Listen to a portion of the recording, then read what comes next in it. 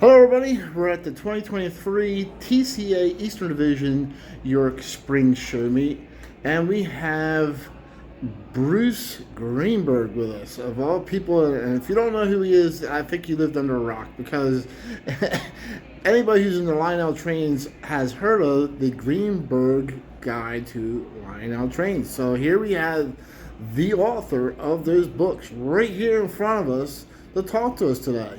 Thank you very much today, Bruce, for this interview.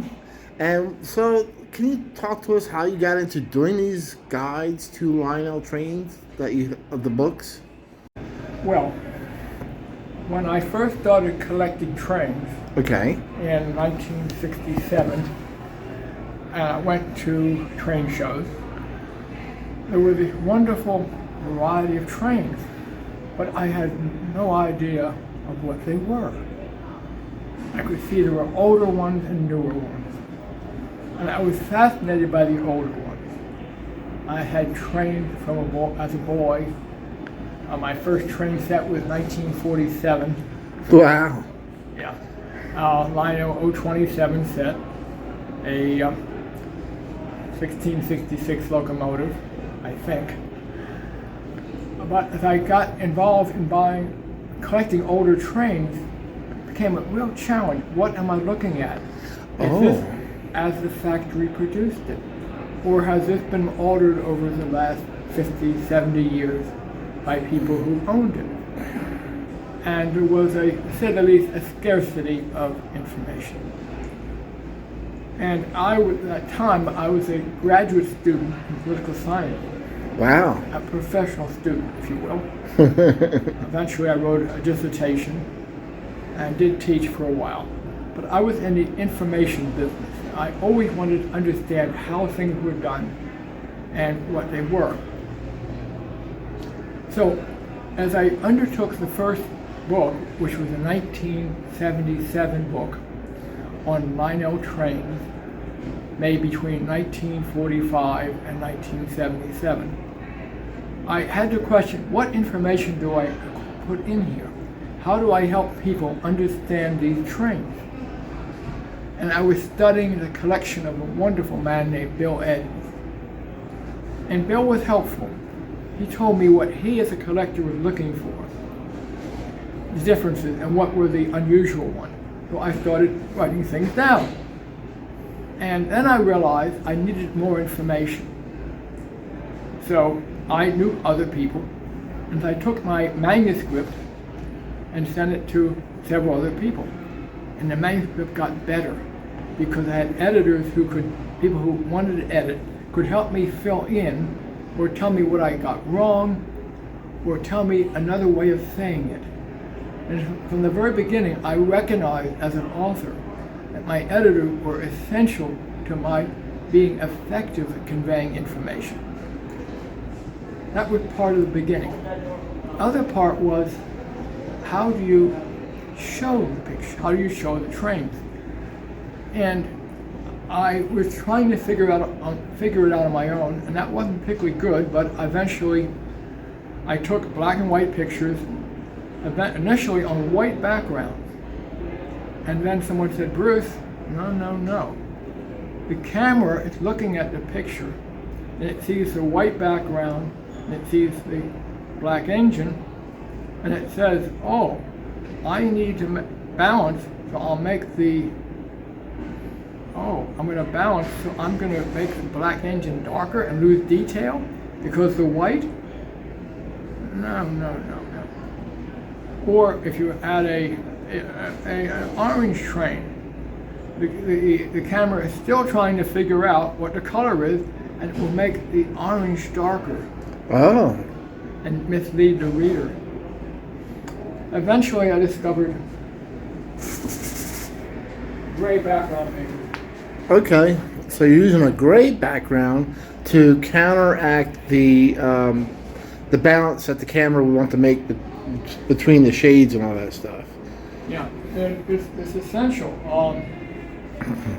And it's not intuitive. People think, well, white makes things look better. No, they confuse the camera.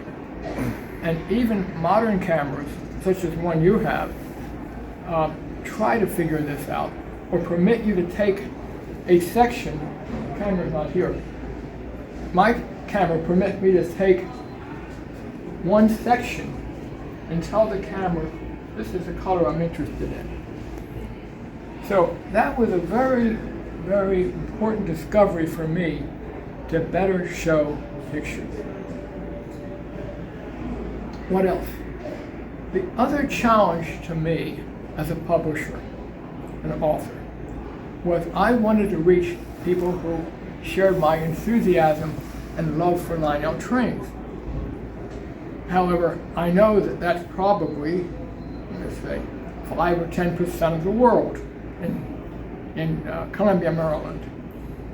I couldn't afford to send messages in mass media, pay mass media prices to reach 5% of the audience. I'm not selling cars or beer. Right. And then I realized, oh, the train show. The train show has a natural ally Right. called the TV station. The TV station need new positive copy, which they don't have much of, every day, and I could offer them positive copy. I could show pictures, or could have an operating train layout for people to see. So I said, well, I want to reach more people to show them my books. Obviously, I bring in the public who loves trains, the portion who love, and I'll sell a few more books, and I'll have a relationship with other train people.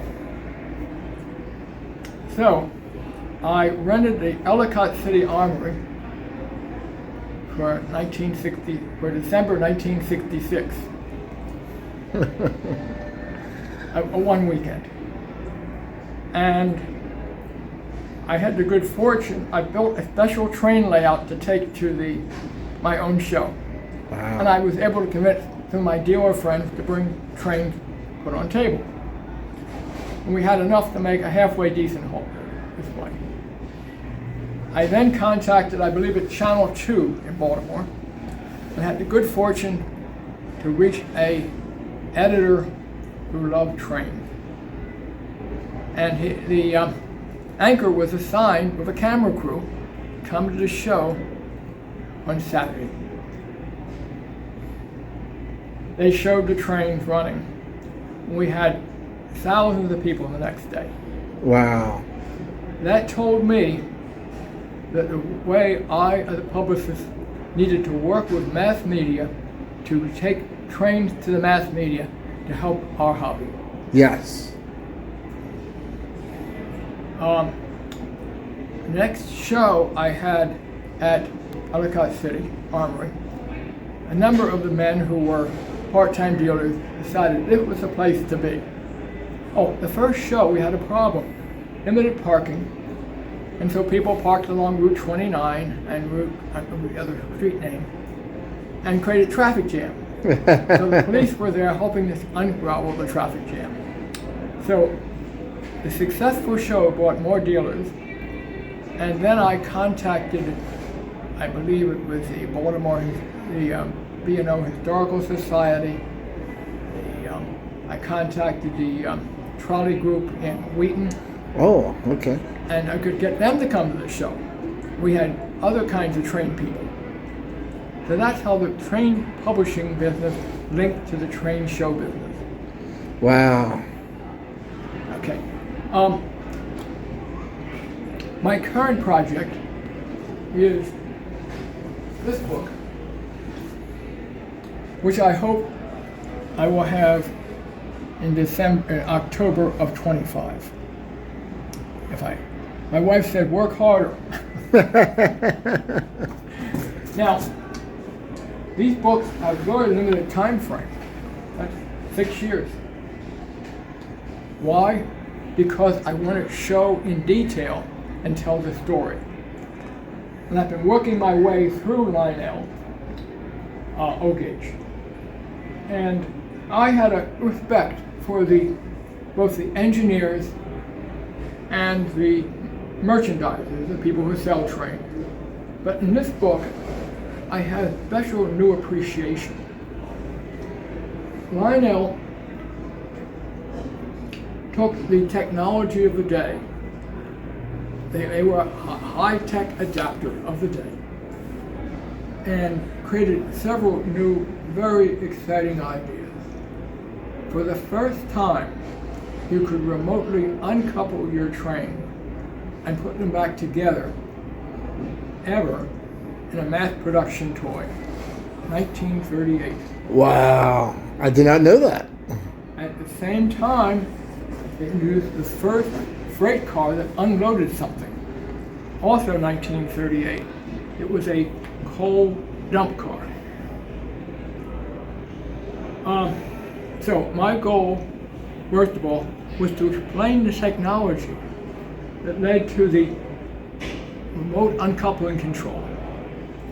And then also to understand the technology that underlies the dump car, the unloading barrel car, the unloading lumber car, and the merchandise car. Lionel was a extremely experienced company in making things in miniature, particularly electromagnets. And the question was how to control the uncoupling process, how to have a small electromagnet in the coupler that would be controlled remotely when you wanted it. Now today, no problem. But 1938, how do you do that? Well, let's leave that aside. The operating car. How do you have the operating car operate where you want it to operate? Lionel saw the relationship between the two ideas. The engineer, or maybe his assistant, said, look, we need a special piece of track that will both uncouple when we want it with one button, unload with another. Again, so simple in hindsight, but very, very sophisticated solution. Well, I had the pleasure of kind of rethinking this and rediscovering that concept. And that plus other things that Lionel did led me to an appreciation of the extraordinary team of engineers that Lionel had developed. In 1939, Lionel made a spectacularly complicated toy. The most complicated toy they ever made, an operating box car. And what I wanted to do was to show people how that car actually works. And to do so, I had to get some. So I posted a note on the TCA blog. I'm studying 3814 cars with roofs, asking for help. And a man in Iowa, who I'd never met before, called me, wrote me and said, Bruce, I have one. I'll be happy to take it apart in video. You'll be seeing his video. A friend of mine in Eden, Virginia, Don Kennard, said, Bruce, I'll see if I can get one. And another friend, Ken, said, I'd like to take mine apart, but it's too good, Bruce. My friend Don has a wonderful knack of buying things on eBay for under $20.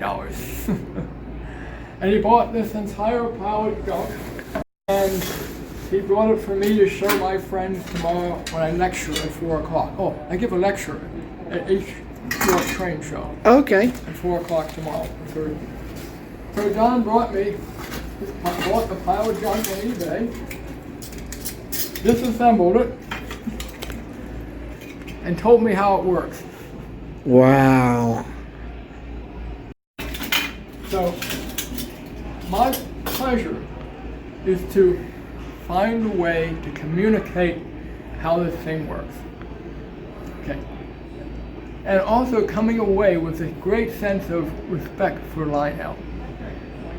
That's a very great story, and of how you got into doing this and about your books.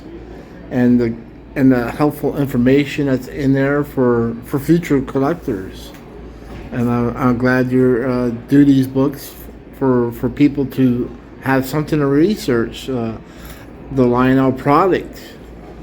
So, and I thank you very much for this interview. Well, Sean, thank you very much for interviewing me.